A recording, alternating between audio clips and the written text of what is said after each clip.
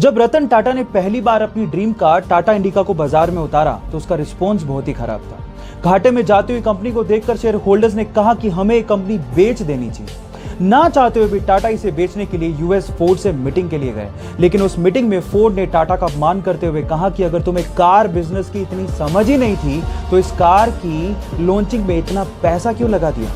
साथ ही साथ एक कहा कि इस कंपनी को खरीदकर हम तुम पे एहसान कर रहे हैं। टाटा ने यह सुन के कार कंपनी को बेचने से इनकार कर दिया। इंडिया वापस आए और इस कंपनी के लिए इतनी मेहनत की कि इसे वापस अपने पैरों पर खड़ा कर दिया। साथ ही साथ फोर्ड के घाटे में जाते हुए दो luxurious brand Jaguar and land rover को खरीद के धमाका कर दिया। गाइस, अपमान सभी का होता है, लेकिन महान लोग अपने अपमान का बदला अपनी प्रोग्रेस से लेते हैं।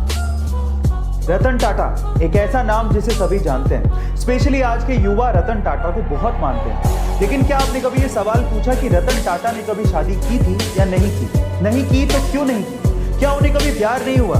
तो चलो आज इस वीडियो में मैं आप लोगों को इन सब बातों का जवाब देता हूँ।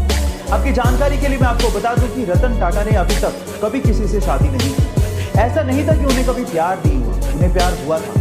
वो लड़की एक्चुअली LA यानी कि लॉस एंजल्स से बिलोंग करती थी। दोनों एक दूसरे से शादी करना चाहते थे, लेकिन लड़की के घर वाले लड़की को इंडिया नहीं भेजना चाहते थे और सिर्फ इसी वजह से उन्होंने लड़की की शादी कहीं और कर दी। लेकिन हमारे रतन टाटा जी ने अपना कमिटमेंट निभाया। उन्होंने उससे प्यार का और शादी का वादा किया था और उन्होंने इस वादे को ताउम्र निभाया और कभी किसी से शादी नहीं करी। ये है उनकी लव स्टोरी, एकदम उनके जैसी परिपक्व। एक बार किसी रिपोर्टर ने रतन टाटा जी से सवाल पूछा कि सर, आपके रहते हुए एशिया के सबसे अमीर इंसान मुकेश अंबानी जी क्यों?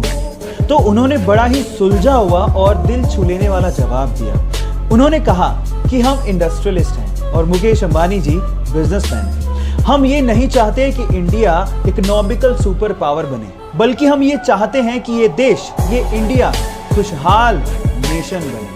और इसी सपने को पूरा करने के लिए रतन टाटा जी अपने पैसों का अधिकतर हिस्सा चैरिटी में डोनेट कर देते हैं। आपको रतन टाटा जी का ये ख्याल सुन के कैसा लगा, चैट सेक्शन में लिखना मत भूलिएगा। चलिए गाइस, आज मैं आपको फिर से एक सच्ची घटना बताता हूँ। एक बार एक बॉस ने अपने ड्राइवर को देखकर पूछा कि क्या बात है, आज बहुत खुश लग रहे हो, कुछ खास दिन है क्या?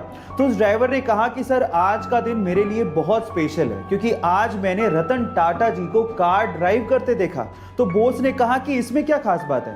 तो उस ड्राइवर ने कहा कि सर, जब वो कार ड्राइव कर रहे थे तो मैंने उनको अभिवादन देने के लिए हाथ हिलाया और बदले में उन्होंने मुझे रिस्पॉन्ड किया, इसीलिए आज मैं बहुत खुश हूं, मेरा दिन बन गया। सच अ ग्रेट पर्सनैलिटी।